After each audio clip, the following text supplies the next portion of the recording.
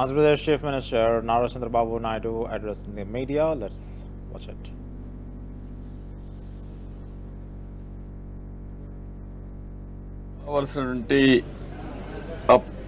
Police training సెంటర్లో stream line చేయడం కానీ వాటర్ సప్లై కానీ ఇవన్నీ కూడా కొన్ని పెండింగ్ ఉన్నాయి.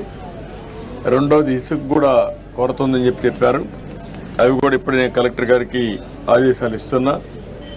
ఈ ప్రాజెక్టుకి ఫాస్ట్ ట్రాక్లో రా మెటీరియల్ కానీ లేకుంటే వాళ్ళకి కావాల్సినటువంటి సదుపాయాలు కానీ అన్నీ కూడా పూర్తి చేసి దీన్ని అనుకున్న టైంలో పూర్తి చేయడం ఒక బాధ్యతగా పెట్టుకుంటున్నాం. అది కూడా పూర్తి చేస్తాం.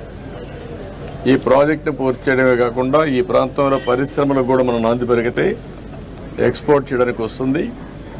కంటైనర్ పోర్ట్ కింద దీన్ని అభివృద్ధి చేయగలిగితే నాగ్పూర్ నుంచి కానీ తెలంగాణ నుంచి అయితే డ్రై పోర్ట్ కింద దీన్ని ఇంటిగ్రేట్ చేసే అవకాశాలు ఉంటాయి. వేరియస్ ఆపర్చునిటీస్ ఉన్నాయి.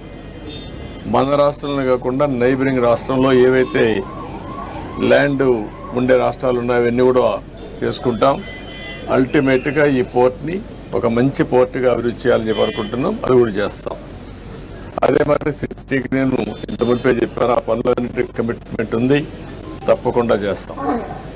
ఇది బ్రీఫ్గా ఈ పోర్ట్ గురించి ఎక్కువ ఎంఫసైజ్ చేయాలనే ఉద్దేశంతోనే మళ్ళీ ఒకసారి మిమ్మల్ని రమ్మన్నాను. మీరు రాలేకపోయారు. దీనికి ఎన్నో ఉద్యమాలు చేశారు. సంవత్సరాల కొద్ది ఉద్యమాలు చేశారు. దగ్గర 2 ఏళ్ళు 3 ఏళ్ళు ఉద్యమాలు చేస్తే ఆ రోజు పోర్ట్ని నేను ప్రారంభించిన పోర్ట్ని మళ్ళా మార్చారు. అయినా ఇప్పుడు మళ్ళీ దీన్ని డిస్టర్బ్ చేయడం నాకు ఇష్టం లేదు. అది విధ్వంసం అవుతుంది. ఆ రోజు చేసిన విధ్వంసం మళ్ళీ ఇంకొకసారి పునరావృతం కావడానికి వీలు లేదు. ఎట్టి పరిస్థితి దీన్ని పూర్తి చేస్తాం. కంటిన్యూ ఈ ప్రాజెక్టు పూర్తి అవుతుంది. పీపీపీ ఇది P4 అది కూడా వర్కౌట్ చేస్తున్న ఆ ఊరిని ఇప్పుడు టేకప్ చేస్తాం. ఫస్ట్ ఫేజ్లో ఆ ఊరిని టేకప్ చేసి మళ్ళీ రాష్ట్రం అంతా కూడా చేస్తాం. జనవరికి దీనికి లాంచ్ చేస్తాం ప్రోగ్రామ్ని. ప్రూఫ్ ఆఫ్ కాన్సెప్ట్ కింద నిమ్మకూరు ఫస్ట్ ప్రాజెక్ట్ కింద స్టార్ట్ చేస్తాం. ఇప్పుడు 4 బర్తులు ఉంది, అవే కంటిన్యూ అవుతాయి. ఏదైతే ఎస్టిమేట్స్ కూడా ఉన్నాయి ఇప్పుడు పెంచాల్సిన అవసరం లేదని నా అభిప్రాయం. ఎనివే నేను రివ్యూ చేస్తాను. పోర్టుకు అనుసంధానంగా పరిశ్రమలు రావాలి, ఏమేమి రాగలుగుతాయని చూస్తాం. ఇప్పుడే బీపీసీఎల్ కూడా ప్రపోజల్స్ పెట్టాం. వాళ్ళు కూడా రిపోర్ట్ ఇవ్వాలి. ఆ రిపోర్ట్ వస్తే ఒక క్లారిటీ వస్తుంది. ఒకవేళ వాళ్ళు వస్తే యాంకర్ ఇండస్ట్రీకి ఇమీడియట్గా పికప్ అవుతుంది. ఒకవేళ ప్రత్యామ్నాయంగా ఇంకా ఏం చేయాలో అవన్నీ కూడా వర్కౌట్ చేస్తాం. అంటే ఇంకా అవసరమైతే ల్యాండ్ అక్వైర్ చేసుకునే అవకాశం ఉంటే అవన్నీ చేసుకుంటాం. ఏమేమి కావాలో అన్ని విధాలా ప్లాన్ చేస్తాం. ఇండస్ట్రియలైజేషన్ చాలా అవసరం.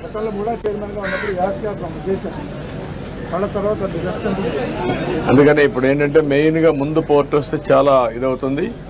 ఇప్పుడే మీరు చూసారు నేషనల్ హైవే వచ్చింది, దానివల్ల ఈజీ అయింది. రేపు రాబోయే రేపల్లె వరకు రైల్వే లైన్ కూడా వస్తే కనెక్టివిటీ ఈజీ అవుతుంది. ఈ విధంగా అన్నీ కూడా మచిలీపట్నాన్ని కనెక్ట్ చేస్తూ మనం ఇవన్నీ కూడా చేయాల్సిన అవసరం ఉంది. 6 లేన్ అవసరమైతే ఇంకన్నీ 6 కాకపోతే 8 కూడా అవుతుంది. రేపు పోర్ట్ ఇవన్నీ బాగా వస్తే ఆటోమేటిక్గా వచ్చేస్తాయి.